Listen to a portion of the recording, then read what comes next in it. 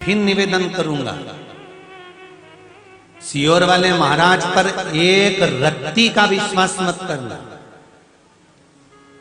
क्योंकि जैसा आपका शरीर है वैसे सियोर वाले महाराज का शरीर है। जैसे आप हो वैसा ही पंडित प्रदीप मिश्र है।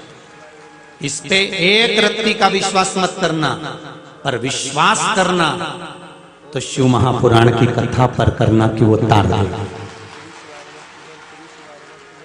मनुष्य पर विश्वास नहीं करना। मानव का शरीर है, ये तो कभी भी टूट सकता है।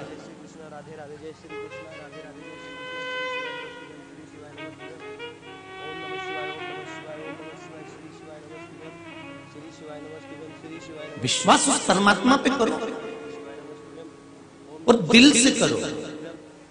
आज खूब सारे घरों में नवरात्रि की आज अष्टमी है, ढेर घरों में कन्याओं को बुलाया गया होगा, उनके चरण धोए होंगे, चरण धो के उनके पाँव में महाबूर लगाया होगा, महाबूर लगा के उनको पूड़ी सब्जी खीर हलवा खिलाया गया होगा, उनको खूब सिर पे पल्लू लेके धोक भी लगाया गया होगा, जाते जाते उनको केला संतरा या कुछ भी 5 रुपया 2 रुपया 1 रुपया दिया भी गया होगा। कोई ने नहीं दिया होगा तो चुंदड़ी उड़ा दी होगी, कोई ने सुहाग का सामान दे दिया होगा, कोई ने चूड़ी आदि दे दिया होगा, कोई ने लाली आदि प्रदान कर दिया होगा। सबने कन्याओं की पूजन करी, कन्या भोज करा, कन्याओं को खूब आप लोगों ने खिलाया दिया और प्रणाम करा। मेरा एक निवेदन है, कन्या पूजन करो, खूब दिल से करो, क्योंकि श्रीमद् देवी भागवत में लिखा है कन्या पूजन का वर्णन। श्रीमद् देवी भागवत में कन्या पूजन का प्रमाण लिखा हुआ है, वर्णन लिखा हुआ है। कन्या पूजन करो, खूब करो, दिल से करो, उनके चरण धो, उनको प्रणाम करो, उनको नमन करो, उनको साष्टांग करो, उनको भोजन कराओ, सब कुछ करो। पर जिस दिन कन्या का पूजन तुम अपने घर में करो, उस दिन एक संकल्प करो कि किसी बेटी पर हम अत्याचार नहीं होने देंगे।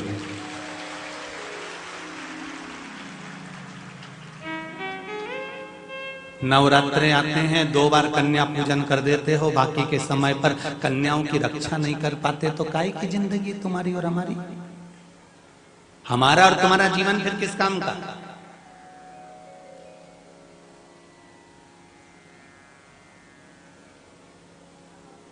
खूब नवरात्रि में भंडारे होते हैं।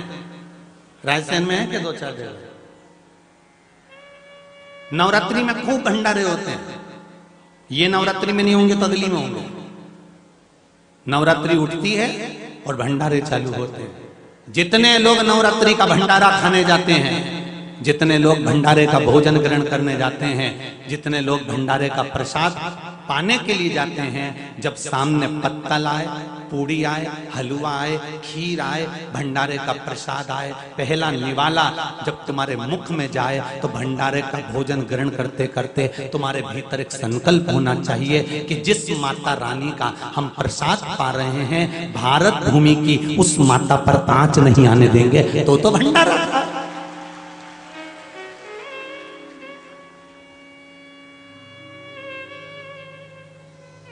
भारत माता पर आंच आए, भारत की भूमि पर आंच आए, भारत की सभ्यता पर आंच आए, भारत की संस्कृति पर आंच आए, भारत की बहन बेटियों पर आंच आए। यह कहां की रीति है? और तुम भंडारा खाता रह जाओ।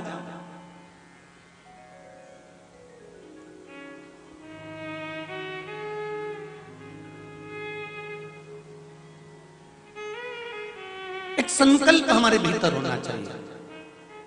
कन्या भोज कराने से पहले एक संकल्प हमारे भीतर होना चाहिए, भंडारे का प्रसाद पाने से पहले।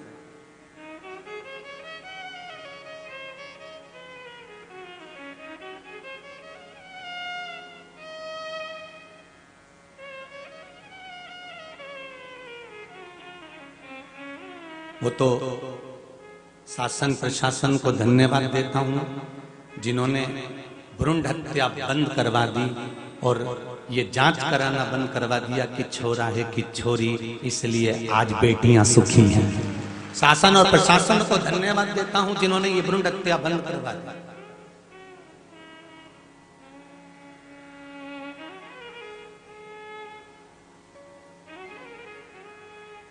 नहीं तो नवरात्रे में कन्या ही नहीं मिलती भोजन कराने के लिए। ढूंढ ढूंढ के थक जाते हैं। संकल्प लेकर चलो कि हम अपने जीवन में कभी किसी बहन बेटी के साथ में, किसी कन्या के साथ में, अपने क्षेत्र में, अपने मोहल्ले में, अपने कॉलोनी में कोई छोटी बेटी है, कोई कन्या है, कोई माँ है, कोई बुजुर्ग है, किसी के साथ कोई अत्याचार ना हो। प्रयास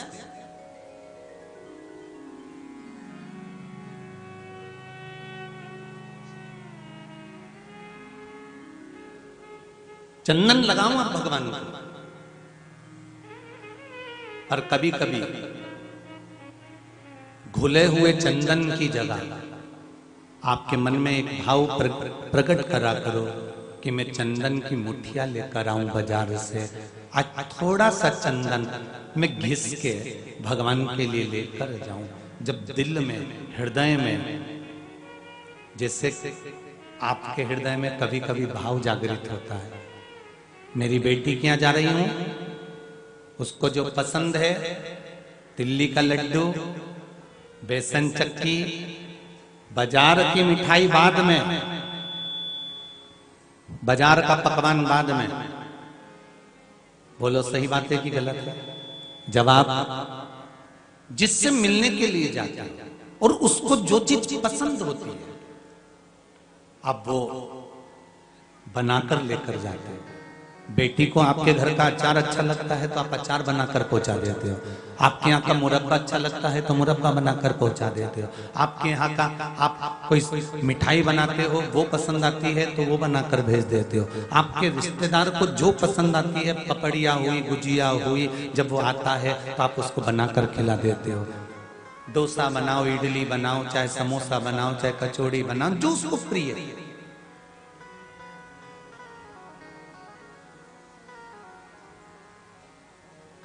जिससे बहुत ज्यादा प्रीति होती है, जिससे बहुत ज्यादा प्रेम होता है, जिससे बहुत ज्यादा वात्सल्यता होती है, उसके लिए हम बनाकर ले जाते हैं। और जिससे इतना प्रेम नहीं होता, इतनी करुणा नहीं होती, इतनी वात्सल्यता नहीं होती, तो बाजार से मिठाई का डब्बा खरीदा, 200 रुपए दिए, 300 रुपए, 500 रुपए जमा करे और मिठाई का डब्बा उठा के ले गए। क्योंकि प्रीति नहीं है, प्रेम नहीं है, वात्सल्यता नहीं है। रिश्तेदार हैं, जाना पड़ेगा, जाएंगे तो लेके जाना पड़ेगा।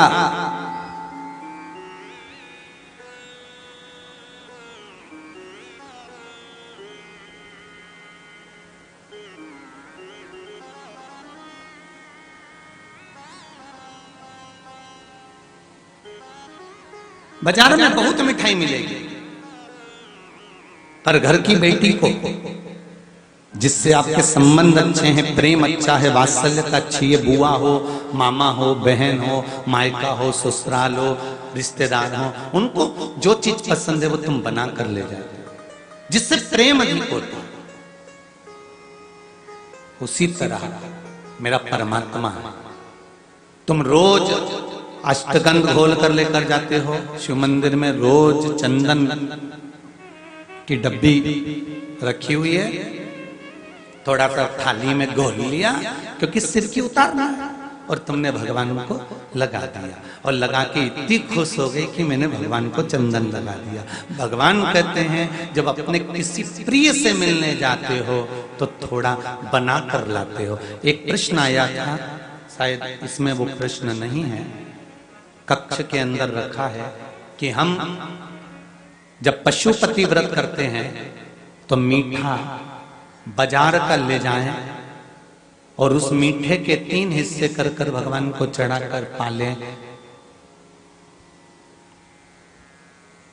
तो क्या हमारा व्रत सफल होगा?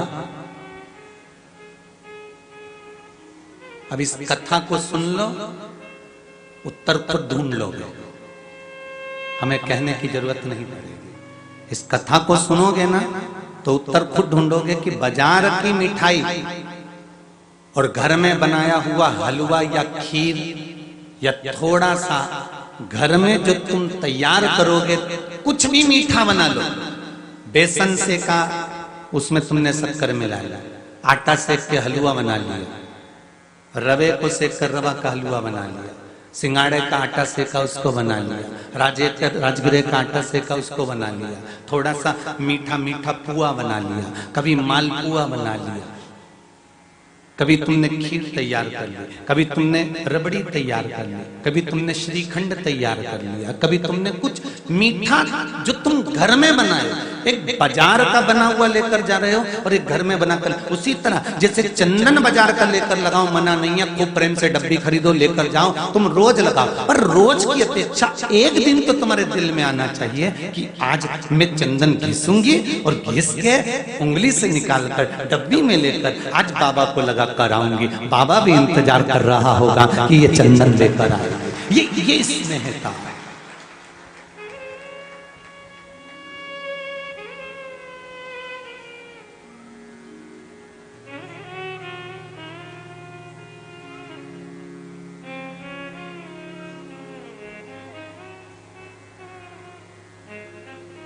ये प्रियता है,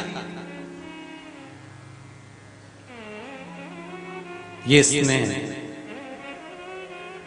अब उत्तर दो जिसने प्रश्न किया उसके लिए, बाजार का मीठा कि घर का मीठा? धन्यवाद, पूरे रायसेन को सही उत्तर दिया है, सही उत्तर दिया, घर का मीठा।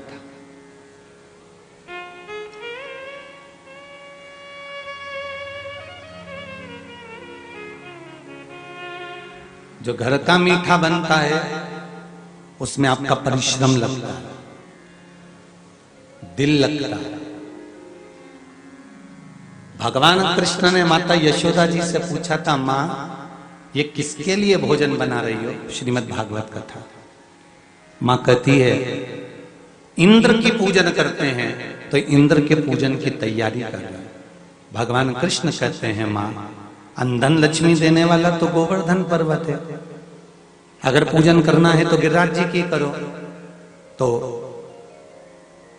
मां कहती है अगर हम गिरिराज जी की पूजन करेंगे तो इंद्र को बुरा लग जाएगा। नहीं, आपने जो दिल से तैयार करा है, जो दिल से खाए उसको खिलाया जाए।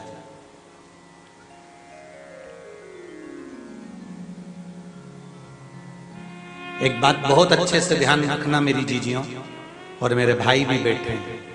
खूब खाया हुआ व्यक्ति, खूब राजसी ठाट में रिया हुआ व्यक्ति, उसको तुम अपने घर में बुलाकर कुछ भी खिला देना तो भी उसके मुंह से तुम्हारी तारीफ नहीं निकलेगी। बोलो सही है कि गलत है? एक गरीब व्यक्ति को प्रेम से अच्छे से अचार रोटी खिला देना, वो बाहर निकल कर भी तारीफ करेगा कि बहुत प्रेम से। बहुत करोड़पति, बहुत धनपति, बहुत सत्ताधारी,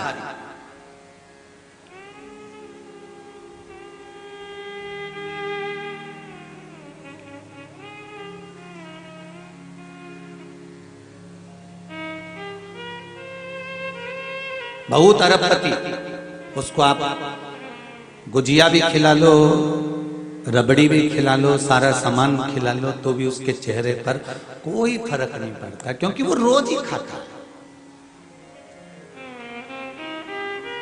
वो रोज प्रतिदिन खाता है। जो नहीं खाता उसको खिलाया जाए। और जब दिल से आप मेरे शंभू के लिए, मेरे शंकर के लिए कोई चीज तैयार करते हो और तैयार कर कर जब भगवान को देते हो, तब भगवान उसको जो स्वीकार करता है, तब भगवान शंकर जैसे दिल से तुमने कोई सामग्री बनाई, चंदन बनाया, भगवान को दिया, उसी तरह फिर दिल से मेरा भोलेनाथ आपको देना प्रारंभ कर देता है। दिल से दिया।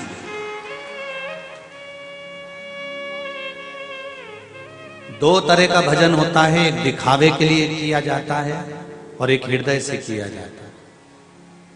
दिखावे का जो भजन होता है, इनको कहते हैं बरसाती मेंढक।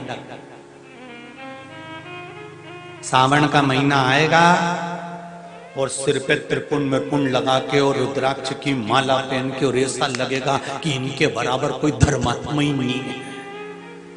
नवरात्र आएगी, चप्पल छोड़ दी, खाना छोड़ दिया, इतना तप करेंगे, इतना तप करेंगे, इतना तप करेंगे, और फिर नवरात्रे खत्म, इतना पाप करेंगे, इतना पाप करेंगे कि अगली नवरात्रे तक देवी भी सोचेगी रे ओ भेरू कहीं करूँ थारा, कहीं करूँ।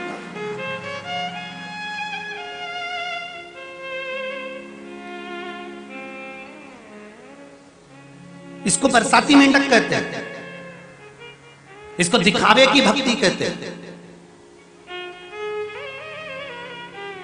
पूरे 9 दिन में तुमने फरियाल खाया, पूरे 9 दिन में तुमने सिंगाड़े के आटे की रोटी खाई, पूरे 9 दिन में तुमने चिप्स खाई, तुमने पूरे 9 दिन में साबूदाना की खिचड़ी खाई, तुमने पूरे 9 दिन में हलवा बनाकर खाया, पर पूरे 9 दिन में किसी बूढ़ी माँ को जाकर पूछा कि माँ अगर आज मेरा नवरात्रे का व्रत है, तूने कुछ खाया नहीं हो तो मेरा मन है कि पहले फलियार तुझे करा दूं, उसके बाद मैं खा लूं, पुण्य मिल जाए। पर राम राम जपना और पड़ोसी का माल भी अपना, दुनिया तो यहां चल रही है, महाराज तुम बात करो।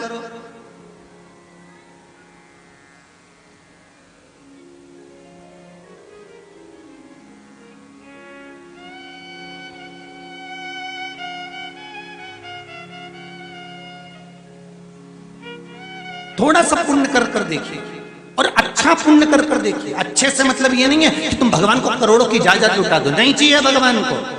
भगवान कहते मुझे दिखावा प्रिय नहीं है, बस दिखावा मत करो। तुम जैसे हो ना वैसे ही रहो। भगवान को जिस तरह से साधारण भाषा में रिझाना है, भगवान को बहुत नियम भी प्रिय नहीं है। भगवान कहते हैं मुझे ज्यादा नियम धर्म पर पसंद नहीं, मुझे तो तुम साधारण भाव में आओ, 1 लोटा पानी चढ़ाया, 3 बार ताली बजाई, बम बम बोला और घर को डोला, फिर चला अपने घर। बस थोड़ी देर मेरे पास बैठो। राम जी के मंदिर में बैठने की जगह होती है, कृष्ण जी के मंदिर में बैठने की जगह होती है, देवी जी के मंदिर में बैठने की जगह होती है, दत्त के मंदिर में बैठने की जगह होती है, 33 कोटि देवताओं के मंदिर में चले जाओ, सबके अंदर गर्भगृह में बैठने की जगह होती है। शंकर जी के मंदिर में गर्भगृह में बैठने की जगह नहीं होती। क्यों? जो जल चढ़ाने आता है वो इतना ढोल के जाता है कि साड़ी भी बचाकर अपने को पानी चढ़ाना पड़ता है। तो बैठने की जगह भगवान शंकर ही नहीं रखते अपने पास में। शिव से पूछा गया कि तुम अपने मंदिर के अंदर इतना कीचड़ क्यों रखते हो, इतना पानी क्यों रखते हो, इतनी गीलापन क्यों रखते हो, लोग बैठ ही नहीं पाते। तो शंकर जी ने कहा कि मेरे पास बैठ के टाइम बर्बाद मत करो, अपने घर जाओ, मेरे को भी अपना काम करने दो, तुम भी अपना काम करो। मैं भी राम भज रहा हूं, तुम भी राम भजो, मैं कृष्ण भज रहा हूं, तुम भी कृष्ण भजो, मैं शिव स्वयं बैठकर भगवत स्मरण कर रहे हैं, तो आप भी बैठकर भगवत स्मरण करो। क्यों समय बर्बाद करते हो? इसीलिए शायद तुलसी बाबा ने लिख दिया, आधी में पुनी आज बहुत है उतना। थोड़ी सी देर का सत्संग करो, थोड़ी सी देर का कीर्तन करो, थोड़ी सी देर का भजन करो, थोड़ी सी देर का स्मरण करो, थोड़ा सा भगवान को दो। भगवान की कथा में ये नहीं लिखा कि 1 मुट्ठी भरकर चावल चढ़ाओ। शिव महापुराण में ये नहीं लिखा कि तुम इतना सारा चढ़ाना। शिव महापुराण में तो साफ साफ लिखा है शिवरात्रि की कथा में कि एक भील बेलपत्री के पेड़ पे टंग गया, चढ़ गया, उसके पास में पानी की छाजल थी। छाजल जानते हो, ऐसी कपड़े की सिली होती थी, उसमें पानी भरा होता था। कपड़े की छाजल थी, उसने ऊपर टांग दी। आज मृगा करने के लिए आया, हिरण को मारने आया, क्योंकि बच्चे भूखे हैं, उनको भोजन देना है। ऊपर चढ़ा हुआ था और बेलपत्री के पेड़ पे चढ़ा हुआ था। इसको नहीं मालूम कि पानी छाजल में से नीचे टपक रहा है, वहां कंकर रूपी शंकर बैठा हुआ है, उस शंकर पर पानी टपक रहा था। ऊपर से पेड़ हिल रहा था, बेलपत्री उसके चलने से नीचे टपक रही थी। रात भर जल चढ़ा, रात भर बेलपत्री चढ़ी, और शंकर भगवान सुबह प्रकट हो गए। मांग तुझे क्या चाहिए? अभी इससे सरल देवता कौन होगा? जब स्वयं भील के पांव से टूटी हुई बेलपत्री शंकर पर चढ़ रही थी, खुद का झूठा पानी ना जाने 4-5 बार पी गया था, वो पानी शंकर पर चढ़ रहा था। जरा विचार करिए तो मेरा शिव प्रकट हो गया। इतना सरल, उसको सहजता प्रिय है। उसका एक नाम है भोला। क्या नाम है उसका? भोला। उसको भोलापन बड़ा पसंद है। और आप भोलापन नहीं जानते, आप तो मंदिर में जाके भी सोचते हो कि मेरे बराबर कोई समझदार नहीं। एल्लो तो माताएं बात करते हैं, एल्लो इन्हें तो ये चढ़ाया ही नहीं, हम तो सब लाया, हमारी थाली में तो सब धरा, एक ही थाली में तो ये भी नहीं है। इन्हें अपनी बहू से कहते देख लो कुछ भी नहीं लाई, शीतला माता की पूजन करने आई, कहीं नहीं। अपन ने तो रायता भी बनाया, पूड़ी भी बनाई, भजिया भी बनाया शीतला माता के लिए, सारा सामान बनाया। ये के देखो करेला की सब्जी ने पूड़ी, ये कैसी बात कही नहीं। अब शीतला माता ने तुमसे किया था कि करेले की सब्जी देखो उसकी कि पूड़ी दे, वो तो दिल से जो लाया है वो परमात्मा ने स्वीकार किया। दिखावा कर दिया लोगों ने। स्वयं के लिए श्रेष्ठ होना चाहिए, दूसरे के लिए आश्रिष्ट होना चाहिए।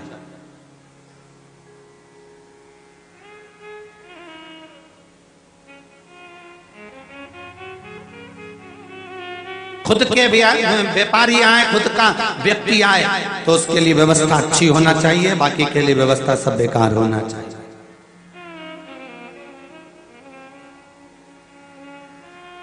नहीं ठीक। यही श्रेष्ठता देखते देखते देखते देखते देखते देखते तो किरानों की दुकान पर जहां पर पूजन का सामान बिकता है वहां पर घी पूजन का अलग से मिल जाता है 60 रुपए किलो। घी कौन सा? अरे जम के तो बोलो पूजन का। जाके बोलना अभी तुम यहां से जाओ ना निकल के तो किसी पूजन की दुकान पर रुक कर बोलना भैया पूजन का घी दे दो। कितने का पैकेट है? तो क्या 30 रुपए का मिल जाएगा। 30 रुपए का पैकेट 250 ग्राम का? हाँ ले जाओ। पूजन का घी दे दो, बस तुम्हें इतना सा बोलना है, पूजन का घी अलग से ही आएगा। और खुद के लिए ढूंढ रही, गांव में फोन लगाया तो ना तुम्हारी इतनी पहचान है, तुम इतनी अच्छी जगह सर्विस करते, गांव वाले से के 2 किलो असली घी नहीं मंगवा सकते। अब भेरू ने फोन लगाया, मैं गया फोन दूसरे भेरू के पास में और वहां से घी आ भी गया। तूने अपने परिवार के लिए फोन लगाकर घी बुलवा लिया तो क्या परमात्मा के लिए 250 ग्राम घी अलग से कहकर नहीं बुलवा सकता कि मेरे यहाँ जोत लगती है, दिया लगता है, माँ बैठती है, शिव की आराधना होती है, शंकर की पूजन करती है मेरी पत्नी, भगवान का अनुमोदन करती है मेरी पत्नी, रोज शिव को दिया लगाने जाती है मेरी पत्नी, मेरे परिवार वाले शंकर के मंदिर में जाते हैं अर्चना करने के लिए। पर नहीं, किराने की दुकान पर पूजन का घी अलग से मिलता है। कितना छल करोगे भगवान के साथ। और फिर पूजन का घी नकली, और भगवान को तुमने दिया लगा दी, अगरबत्ती लगा दी, बाती लगा दी, नकली नकली भगवान को चढ़ा दिया। भगवान के शरीर पर जब वो घी लगा, भगवान के शरीर पर जब वो घी बेकार जो किसी काम का नहीं था, तुम एक दिन उसकी रोटी नहीं खा सकते, तुम्हें 4 दिन तक वोमिटिंग होगी। वो घी जब तुमने भगवान को लगाया तब भगवान मन में नेत्रों में जल भर कर रोया कि नी चढ़ाता तो अच्छा था। कौन ने कहा कि तू चढ़ा? तो मैंने जो दिया है ना, एक बेलपत्री का पत्ता, बस वो तोड़ के लिया। और नी होना तो मंदिर में आके बैठ जा, कोई चढ़ाएगा वही उठा के चढ़ा देना, बहुत है उतना, पर ढोंग प्रपंच मत कर। नीचे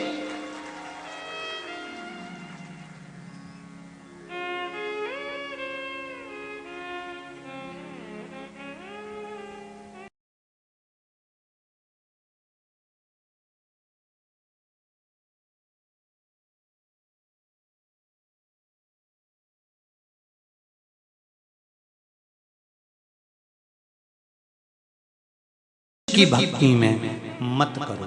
कोई तुम बिल्कुल असली चीज लेकर जाओ। असली क्या है? दिल, मन, चित्त, वृत्ति भगवान के पास ले जाओ, मत ले जाओ बहुत।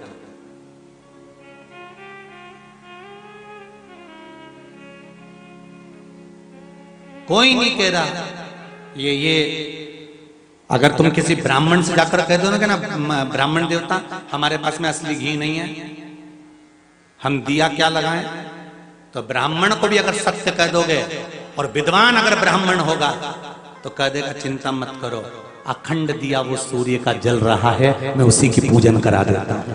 पर नकली का प्रयोग मत करना देवता की पूजन में। जो चढ़ाना है असली चढ़ाओ, थोड़ा चढ़ाओ, अच्छा चढ़ाओ। भगवान को कभी बुरा मत दो, कभी मत दो, श्रेष्ठ दीजिए। एक लोटा जल लेकर जाओ घर से। कौन कौन ले जाता है घर से? सब घर से ले जाते हो? वाह वाह वाह, धर लो धर लो, बहुत बढ़िया बहुत बढ़िया। एक लोटा जल लेकर जाओ घर से और भगवान शंकर को दिल से चढ़ा कर आ जाओ। नहीं है ना अगरबत्ती, नहीं है ना दिया, मत लगा, आप तो जल चढ़ाओ जो शिव ने दिया। जिस दिन जल भी नहीं हो, भूल गए 3 बार ताली बजा कर जाओ, वो भी भूल गए, मंदिर के शिखर का दर्शन कर कर आ जाओ। बहुत है। शिव को, शिवलिंग को 3 उंगली का स्पर्श, नख का नहीं, ये 3 जो हमारे पोर दिखते हैं आपकी उंगली में 3 पोर, ये 3 खन 3 पोर जो नजर आ रहे हैं, किसी भी शिव मंदिर में जाओ, आराधना करो, शिवलिंग को इन 3 पोर का स्पर्श कराकर अपने हृदय की बात शंकर से कहकर, कंठ से उस पोर को लगाकर, नैनों से छुआकर, झोली शिव के सामने फैलाकर विनय कर कर आओ, बाबा तेरा दिया हुआ खा रहे हैं, तू संभाल लेना, जो दुख, जो तकलीफ, जो कष्ट, जो बीमारी आए तू झेल लेना बाबा, और अपनी शरण में रखना। शिव स्वीकार कर लेगा, शिव स्वीकार कर। अब क्या दिया तुमने शंकर भगवान को? पानी दिया? नहीं। बेलपत्री दी? नहीं। चावल दिया? नहीं। नहीं है ना? हाथ की 3 उंगली तो है, बहुत उत्तम।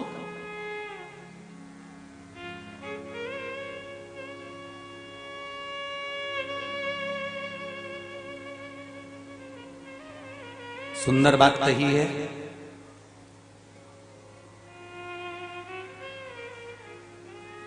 सुंदरता होगी तो लुच्चों की नजर होगी।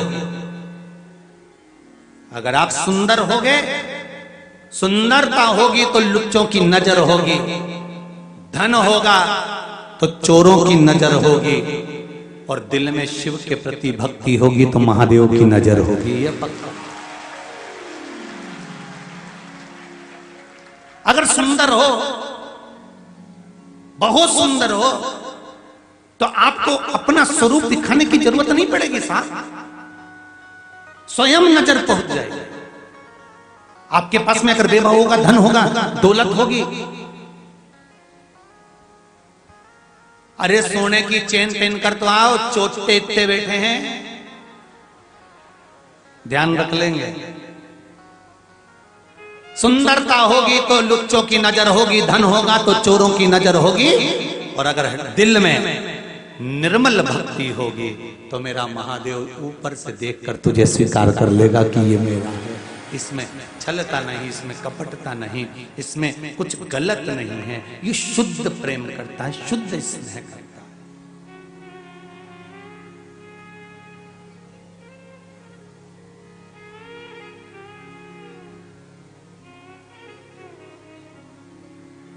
आपका हृदय, आपकी चित्त, आपकी वृत्ति निर्मलता की, पर उससे हम परे हैं, उससे हम परे। तारकासुर मर गया, तारकासुर के 3 बेटे हो गए, तारकाक्ष, विदुम्माली और कमलाक्ष की। इन तीनों ने ब्रह्मा जी का तप करा, और तप कर कर वर मांगा कि हम तीनों को 3 पुरियों का निर्माण करा जाए। इनको 3 नगर बसा दिए गए। 3 नगर देने के बाद भी इनका पेट नहीं भराया, तो काम को वर दीजिए कि हम तीनों कभी नहीं मरे। ब्रह्मा जी ने कहा ऐसा कभी नहीं हो सकता कि तुम नहीं मरोगे, मरना तो पड़ेगा। तो तीनों ने वर मांगा कि हम तीनों मरे तो एक साथ मरे।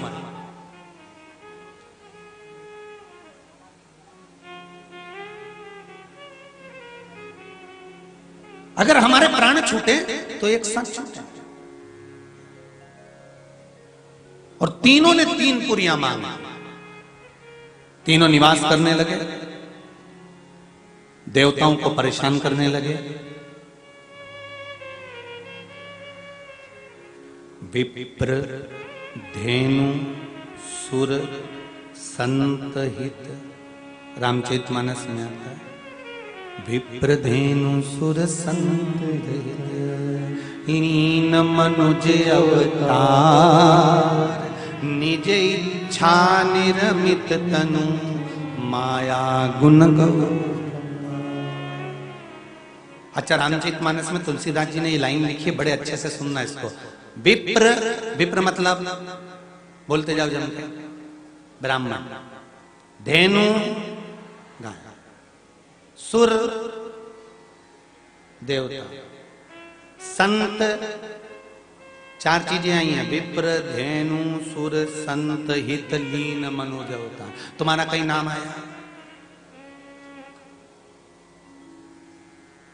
फिर से बोल के देख लो एक बार, बोलो बोलो अच्छे से बोलो। विप्र धेनु सुर संत हित लीन मनुज अवतार। तुम्हारा कई नाम नहीं है, एक जगह भी। यहाँ विप्र का नाम आ गया, यहाँ धेनु का नाम आ गया, और बोलते जाओ। सुर भगवान का नाम आ गया, संत का नाम आ गया, तुम्हारा नाम नहीं है। और इस चौपाई को तुम गाते हो। तो तुलसीदास जी ने ये चौपाई ऐसे कैसे लिख दी कि हमारा नाम नहीं आया, यहां पर किसी का नाम नहीं, तो तुम्हारा नाम क्यों नहीं आया? कोई ने तुलसीदास जी से पूछा।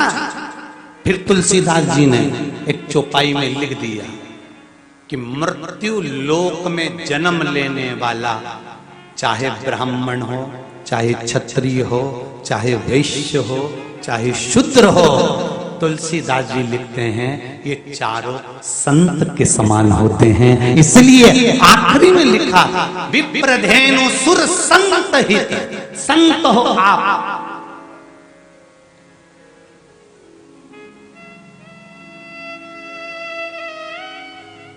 चाहे ब्राह्मण हो, चाहे क्षत्रिय हो, चाहे शूद्र हो, चाहे वैश्य हो,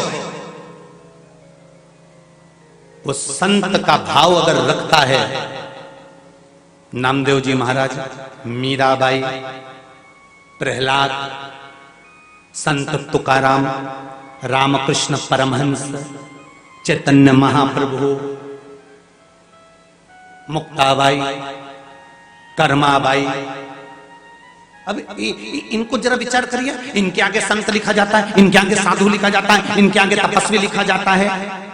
तो कर्माबाई का अगर चरित्र उठाकर देखो तो बेटी जाट की, मीराबाई का चरित्र उठाकर देखो तो छत्राणी,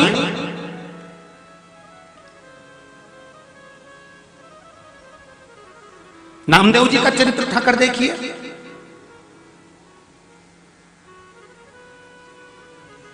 तुलसीदास जी ने लिखा कि ये विप्रधेनु सुर संत, संत, संत का मतलब है मृत्यु लोक में अगर किसी ने जन्म लिया है और मृत्यु लोक में अगर पैदा हुआ है, तो चाहे वो ब्राह्मण हो, चाहे वो क्षत्रिय हो, चाहे वो वैश्य हो, चाहे वो शूद्र हो, अगर मृत्यु लोक में जन्मा है तो रामचरितमानस कहती है जो मेरा भजन कर रहा है वो संत है और मेरा परमात्मा उसका उद्धार कर देता है। मेरा राम, मेरा कृष्ण, मेरा शिव उसका उद्धार कर देता है। ये विभाजन, ये वर्णों का जो विभाजन किया ये तो हमने किया है, परमात्मा के से कोई विभाजन नहीं।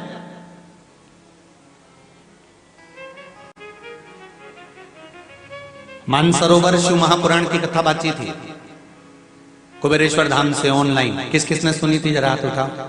मानसरोवर सुनी थी, रखिए आप। मानसरोवर शिव महापुराण की कथा में एक बात कही थी कि मेरे राम जी के अयोध्या में त्रेता के समय पर अयोध्या में जब मेरे राम मेरे जब राजा बनकर बैठे थे, जब राम मेरे राज्य स्थापित हुआ था, तब त्रेता में ना ब्राह्मण के लिए कोई घाट था, ना क्षत्रिय के लिए कोई घाट था, ना वैश्य के लिए कोई घाट था अयोध्या की सरयू पर, ना शूद्र के लिए कोई घाट था। अगर अयोध्या में सरयू जी के घाट पर कोई घाट बना था तो वो राम घाट था, केवल एक घाट बना हुआ था, केवल एक घाट बना हुआ है, राम घाट। प्रयागराज में जाओ तो एक राम घाट मिलेगा, काशी में जाओ तो राम घाट मिलेगा, छिपरा जी जाओ तो राम घाट मिलेगा, नर्मदापुरम जाओगे तो राम घाट मिलेगा, नर्मदा के घाट जाओगे तो राम घाट मिलेगा, हरिद्वार में जाओगे तो राम घाट मिलेगा, यमुना जी के घाट पर जाओगे तो राम घाट मिलेगा। किसी से भी पूछ लेना राम घाट कहाँ है, बता दिया जाएगा। क्योंकि पहले कोई घाट नहीं होता था, चारों वर्णों के लिए केवल एक घाट बनाया जाता था। राम जी के राज्य में केवल एक राम घाट बनता था। इसलिए आज भी शाही स्नान, आज भी कुंभ मेले का प्रथम स्नान किसी दूसरे घाट पर नहीं होता, राम घाट पर होता है, क्योंकि वहां 7 जात का आदमी जा सकता है। मेरे राम के राज्य में कोई वर्ण का विभाजन नहीं था। मेरे राम के राज्य में तो केवल एक घाट बनता था, वो राम राज्य में केवल एक घाट था, और वो राम का घाट था कि इस पर आओ, चाहे तुम जिस वर्ण के हो, चाहे ब्राह्मण हो, चाहे क्षत्रिय हो, चाहे शूद्र हो, चाहे वैश्य हो, इस घाट पर आकर स्नान कर कर चले जाओ। इसलिए आज भी कुंभ के मेले में सबसे पहला शाही स्नान राम घाट पर होता है। चाहे किसी भी पवित्र नदी पर जाना, आप जाकर पूछना यहाँ राम घाट कहाँ पर है, बता दिया जाएगा। मंदाकिनी के घाट पर चले जाओ, राम घाट पूछ लीजिए। गोदावरी के घाट पर चले जाओ, राम घाट पूछ लीजिए। ताप्ती के घाट पर चले जाओ, राम घाट पूछ लो। आप किसी भी पवित्र नदी पर जाओगे, राम घाट पूछोगे, बता दिया जाएगा।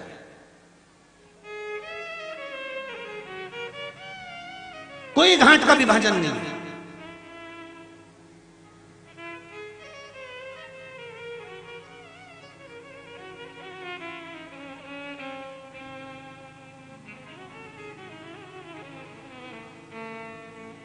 बांट हम रहे हैं, देवताओं को भी हमने बांटा है, देवताओं को भी हमने।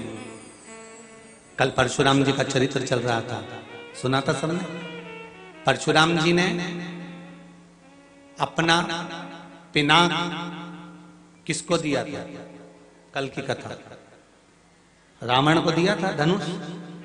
अरे बोलो तो किसको दिया, जम के बोलो जरा। राजा जनक जी को दिया था।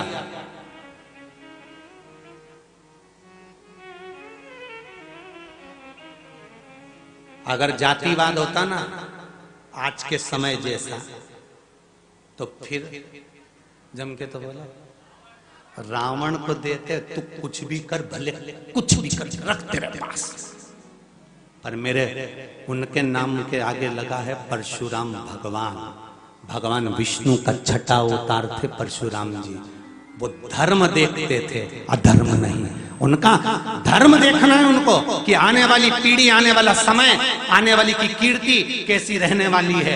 आने वाले समय में ये पिनाक किस काम में आने वाला है, आने वाले समय में मैंने जो ज्ञान दिया वो किस काम आएगा। परशुराम भगवान ने यहाँ देखा, और दुनिया के लोगों ने ये सोच लिया कि परशुराम इनके देवता हैं, परशुराम केवल ब्राह्मण के देवता हैं। इसके बाद परशुराम जी को कोई पूछे ना, परशुराम ब्राह्मण के देवता हो गए। शास्त्र उठाकर देखिए, शिव महापुराण, राम कथा, कृष्ण कथा, एक एक पुराण को उठाकर देखिए, परशुराम जी का चरित्र आपको मिलेगा। और परशुराम केवल एक ब्राह्मणों के देवता नहीं, परशुराम संपूर्ण विश्व कल्याण के लिए, संपूर्ण जितने जितने मनुष्य भूमंडल पर आते हैं, इनके लिए परशुराम जी केवल एक के लिए नहीं, सबके लिए। राम घाट की तरह परशुराम।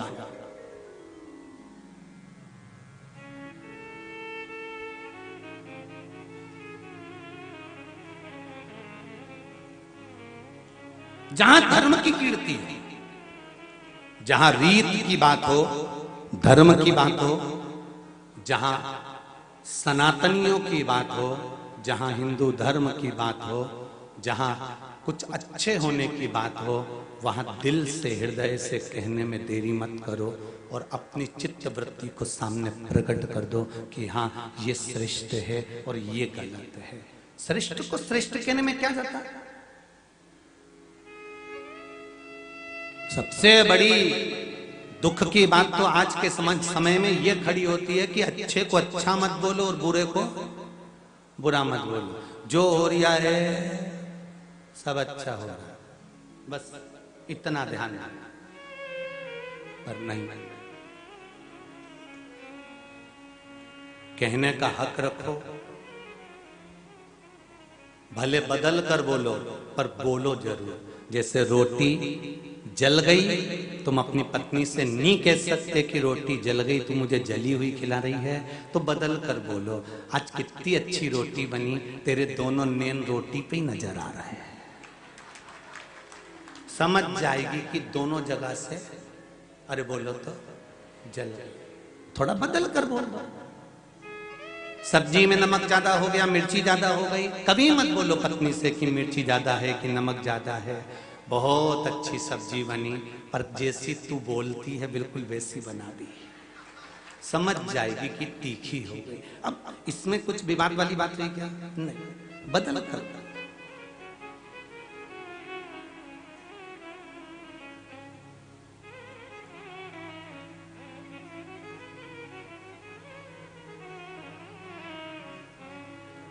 थोड़ा सा सत्य को सत्य जानना, अच्छा देने का प्रयास करो मेरे शंभू को।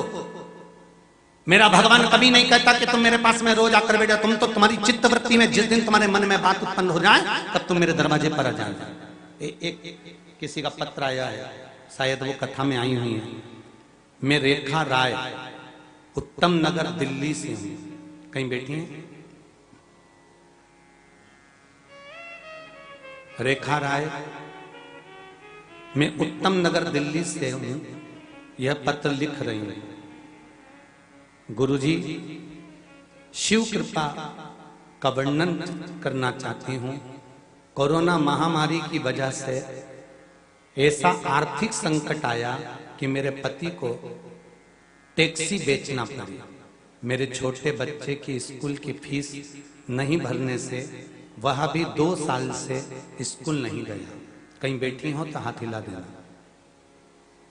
मैंने आपके द्वारा बताए गए पशुपतिनाथ व्रत को विधि पूर्वक किया और गुरुजी, तीसरे ही सोमवार में मेरी मनोकामना भोलेनाथ जी ने सुन ली और मेरे बेटे को कक्षा 8वीं में प्रवेश मिल गया। 2 साल की फीस बाकी थी। गुरुजी, स्कूल वालों ने आकर कह दिया कि बच्चा पढ़ने में होशियार है, फीस देने की जरूरत नहीं है, इसका एडमिशन वापस कर देते हैं। और गुरुजी, मेरे पति ने जो टैक्सी बेच दी थी वह मेरे तीसरा पशुपति व्रत हुआ और मेरे यहाँ वही टैक्सी हमने पैसे देकर वापस खरीद ली। ये शिव कृपा है, ये शंकर की कृपा।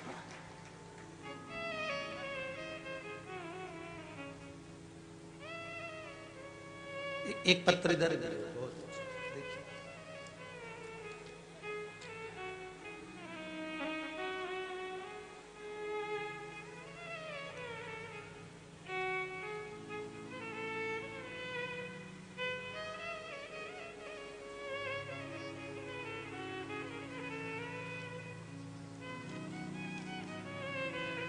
रानी बरेठा भोपाल से हैं, नवीन सुधीर, इसमें कुछ लिखा है। कहीं बैठी हो तो हाथ उठा दीजिए। रानी बरेठा भोपाल से। कहीं बैठी हो तो दोनों हाथ इस तरह से हिला देना। बैठी हो तो अच्छा, पीछे हैं, हाँ दोनों हाथ हिला दो दीदी। अच्छा, दिख गई हो, दिख गई हो, ठीक है। राइट वाले टेंट में 5वें नंबर के बक्से के पास में है मां। आपने लिखा है, दीदी मैं नमन करती हूँ, पशुपति व्रत के बारे में कुछ बताना चाहती हूँ। गुरुदेव, मेरे पति को हर्निया हो गया था, जिसकी सोनोग्राफी करवाई और उसमें उनको हर्निया निकला। डॉक्टर साहब ने ऑपरेशन का बोल दिया था। ऑपरेशन के पैसे भी नहीं थे गुरुजी। मैंने उनके लिए कर्ज लिया, ऑपरेशन करवाने का सोच लिया। तभी मेरे बुआ जी का लड़का, मेरा भाई, मेरे घर पर आया और उसने आपके बारे में बताया। मैं तो आपको जानती भी नहीं थी, ना कथा सुनती थी गुरुदेव। उसने पशुपतिनाथ के व्रत में बतलाया। विधि मैंने मोबाइल पर देखी। पशुपतिनाथ के व्रत की विधि को जानकर मैंने व्रत करना चालू करा, चौथा व्रत मेरा पूरा हुआ और मेरे पति को फायदा होना चालू हो गया। गुरुदेव उनको फिर हॉस्पिटल लेकर गई और डॉक्टर कहता है अब हर्निया नहीं है और तुम्हारा पति ठीक हो गया। ये पत्थर बैठ जाओ बहन। श्री शिवाय नमस्ते। ये शिव कृपा। कितना ढेर है पत्रों का। राम जी सब रायसेन में ही आ गए ढेर।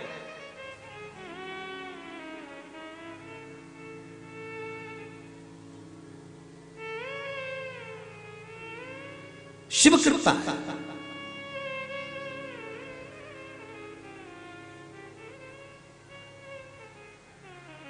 शिव की उदारता है। और हमारा नियम है इन पत्रों को लेकर कभी हम